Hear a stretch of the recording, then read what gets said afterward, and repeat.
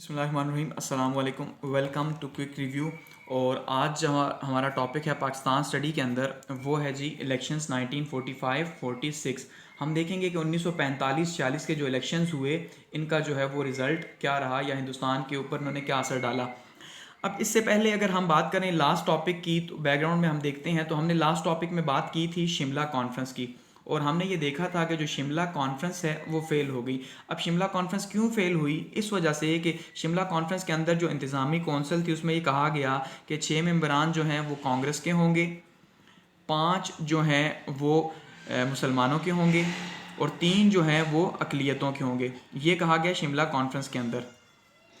अब फेल किस वजह से हुई कि कांग्रेस और जो दूसरी जमातें थीं वो ये चाहती थीं कि यहाँ पे 4 जो नुमाइंदे हैं वो तो नामज़द करे मुस्लिम लीग, ठीक है, लेकिन जो एक नुमाइंदा है वो हो मुसलमान लेकिन हो गैर मुस्लिम लीगी। तो हमने देखा उसके नतीजे के तौर पे क्या हुआ कि कायद आज़म ने ये बात नहीं मानी, बल्कि कायद आज़म ने इस बात पे अड़े रहे कि भाई हिंदुस्तान के अंदर अगर कोई वाहिद नुमाइंदा जमात है मुसलमानों की तो वो कौन है? वो मुस्लिम लीग है। तो ऐसे में जो है ये शिमला कॉन्फ्रेंस फेल हो गई।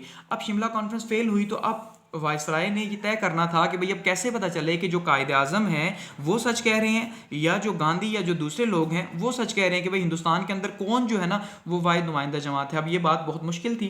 अब ऐसे में इसका नतीजा एक ही था कि एक तरीके से पता किया जा सके कि कांग्रेस जो है वो सच्ची है या जो मुस्लिम लीग है वो सच्ची है। तो उन्होंने क्या किया जी, इलेक्शंस अनाउंस कर दिए।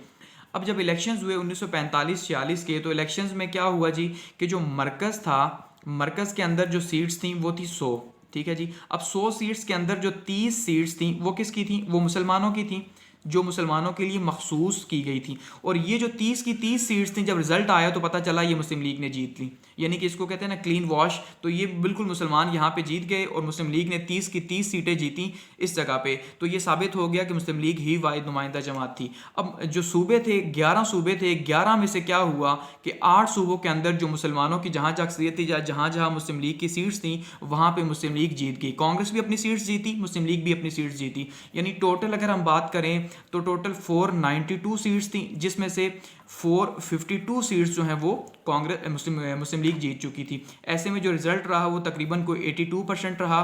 तो ऐसे में कायद आज़म ने यह साबित कर दिया कि वो वाकई में सच कह रहे थे कि हिंदुस्तान के अंदर जो वाहिद नुमाइंदा जमात है वो मुस्लिम लीग ही है मुसलमानों की।